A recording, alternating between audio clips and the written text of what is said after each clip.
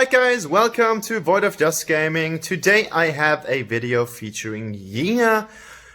And Yena is one of the most difficult characters in Arena of Valor history, if you ask me. I don't really get the hang of her, but that doesn't stop me from trying her at least once in a while. And the result of that is shown in the gameplay that you are going to experience if you continue watching this thing. If you haven't subscribed to the channel, a subscription is just a click away from you, and that just means that you will get a notification with every single video I'm uploading in the future, which would be really great for you. And the other thing is, if you've got something to say about the video, feel free to comment in the comment section below. And if you like the video, a like would be highly appreciated. Without further ado, let's hop into the build section so I can show you what I have built for Yena, and afterwards I've got some pretty gameplay for you. Enjoy! So as you can see, I've got a pretty decent standard build for her, combining both attack items as well as some shielding items, such as the Mail of Pain and the Medallion of Troy. Yena has really great offensive potential, therefore we are going with the Rank Breaker and the Omni Arms as kind of the staple. If you ever feel like you need a little bit more tankiness, you could just build like Mantle of Ra, something like that, but I think the combination of three really strong offensive items containing the Fenrir's Tooth as well as some mixed items with the Gilded Greaves and the Mail of Pain is arguably the best thing that you can choose at the moment. This thing is complemented by 10 times Onslaught for the normal attacks and the Armor Pierce, as well as the Assassinate. We are going with normal attacks and movement speed over attack speed because we won't hit that often, but when we do, we want to hit hard. And we've got the Skewer for the little Armor Pierce that we get, which is so beautiful on her. And enchantment wise, we're going with full damage in the first tree, which is the Lockheim. We are having the Raging Inferno to deal more damage, we are having the Deadly Claw to deal more damage, and we have the Desperate Duel. And we do get some Pierce here as well, which is great because you will pierce a lot. And we do have the Reaper's Blessing as well as the Gunslinger, which is pretty much standard for most of the characters at the moment, especially if they're gonna deal damage. So that's the build, and here comes the gameplay, guys. Don't expect anything too crazy about this. I'm not a Yena main, and it shows every single time I am hitting the battlefield with her. But nonetheless, I want to become better with her because I think she is a beautiful character. I love the mobility combined with the crazy attack damage that she gets as soon as she hits level 4, and she's able to combine her two swords into one big melee weapon. And this is the first time I've ever played against a Eva or Kira, how she's called on the other servers, on a solo lane. So I don't know that much about her. Like, I tried her in the hero trial just to see what her abilities do, but if you ever try something in hero trial, you don't really get all that kind of realistic settings, because oh my god, as I said, completely underestimated what she's capable of. Completely. As I said, like, the thing is that every single time that you play something in hero trial, you're up against Thane. Thane is not really that mobile. Everyone knows what Thane is able to do.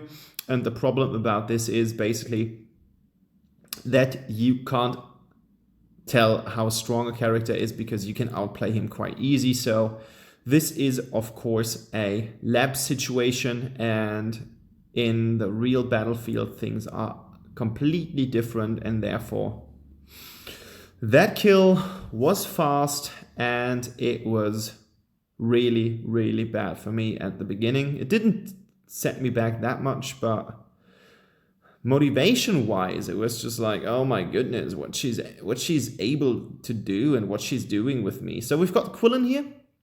Quillen jumps in, she's not really seeing him, and really nice execution. I'm waiting here a little bit because he was just doing so much damage to her. He was basically dealing all the damage necessary to kill her, so I did not want to steal the kill. And it's always good if you've got a jungler who has some really nice buffs in stacks in terms of kills. So you should always, if you got the feeling that your jungler is not a complete douchebag, you should always try to help him out and get him some kills.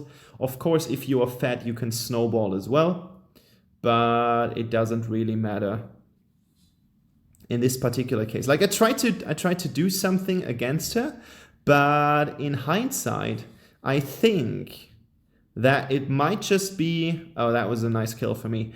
In hindsight, it might just be the case that, oh my goodness. In hindsight, it might just be the case that she can escape my, eventually she's able to escape my combo, like my 2, if I switch to weapons with her 2, because that makes her invincible for a short window. Not entirely sure about this, but it could be true. I don't know if someone can clarify this, like if you have ever tried to use that item, that ability against a Yena. If you do, please tell so, and yeah, offer some clarification for people who might want to see this and who might be able to find out if that's possible or not. Otherwise, I will try to do it in the hero trial by myself. I saw that the enemy was about to roam here. And because there was so much action going on and I saw Kira in the jungle, I just wanted to go in and do some damage here, and unfortunately I did not really break him as some part of my combo, because if you ever get someone in the combo, at least for once at the start, you will just push them away and you will just deal consecutive blows to the enemy champion over and over and over again. That's just the craziness about this. So as no one was contesting or defending, let's say defending that tower, I had the idea that I could easily take it. Just as a side note, I'm leveling my 2 before I level my S1. I think that should be all right. If there's something better, just make it work. Like, that's so crazy. She can easily jump out of this. I thought about jumping, but then I just decided that it's not really worth it. And not much I can do about this. I did not see that Grug hook coming. And I need to be careful about this, because otherwise I'm going to be dead. Like, as you guys might have figured out, I'm not really super secure about the combos that she has to offer. I've been watching a couple of combo guides on the internet, but I think I should, or I need to play Yena at least for 200 games straight to actually make it work. And as I own almost every single champion in the game, or every single hero, how you want to call them, there is no way of doing so. And well, that was super bad.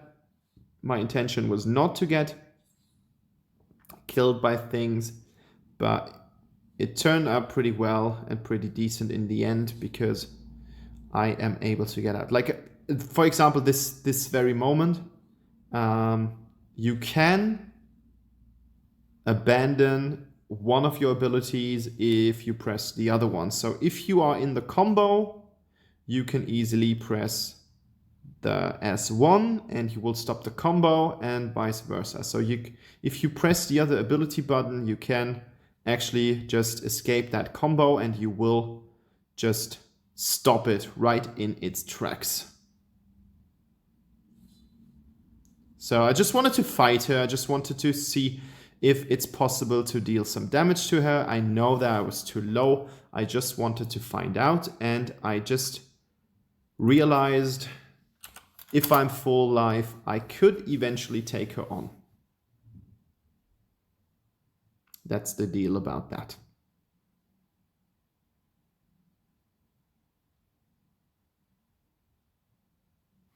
So it wasn't that bad. I just don't have that much to do in this game, so it felt more like a training game, which is all right. Not because the enemies were so weak, but because my team was doing a lot. So here we go. Just dealing some damage. Now she's invincible. And as I said, I'm able to take her on, but now I have to wait for my combo. And this is the moment where she's going to outplay me because I did not really press the buttons in the right direction. And as she fires back, it's easy peasy, lemon squeezy, but the good thing is Violet was there. So I think I could have taken her on. The only thing is that I should have waited for my combo to come back and then dash right into the brush in a good manner. And not, it was a little bit half-hearted, so I think that was the problem about this. Like I did not really go in with full throttle because that would have helped a lot. So I think when I started the thing, it was already doomed in its tracks. So yeah, that's the deal about this. I mean, Yena is great. Like, she's got the combo, she's got the damage, she's got everything that you need.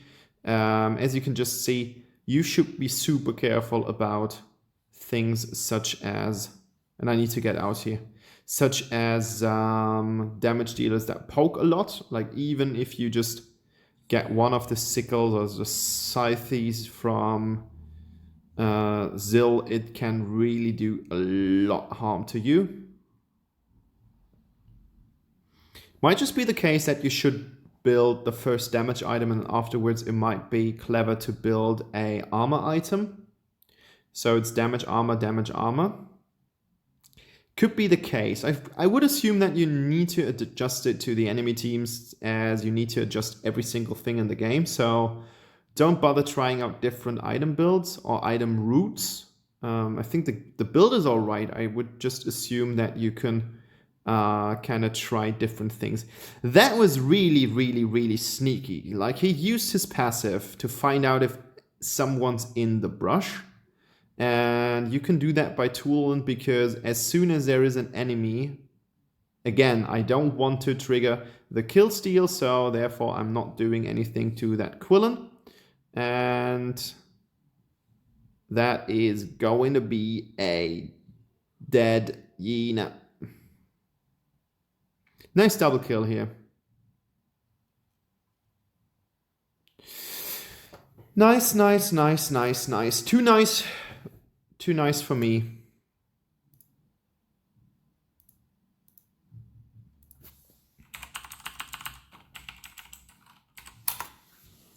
Too nice for my expression, for my taste.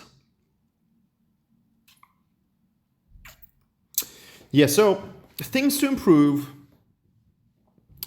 I think the first thing that you need to handle with Yena is get her micro done. Like, if you're able to use her micro to the very best, then you could focus on other things such as ganking and things like that, but get your micro and then move towards everything else because it's just gonna be helpful afterwards. And there we go, 3, 4, 6. That's all right. Like I can live with that. I'm not building it for the kill steals and stuff like that. So I'm not.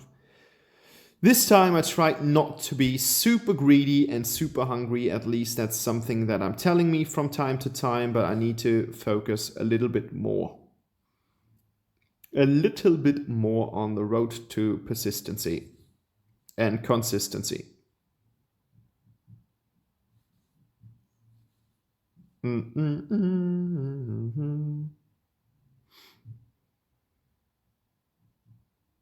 There we go.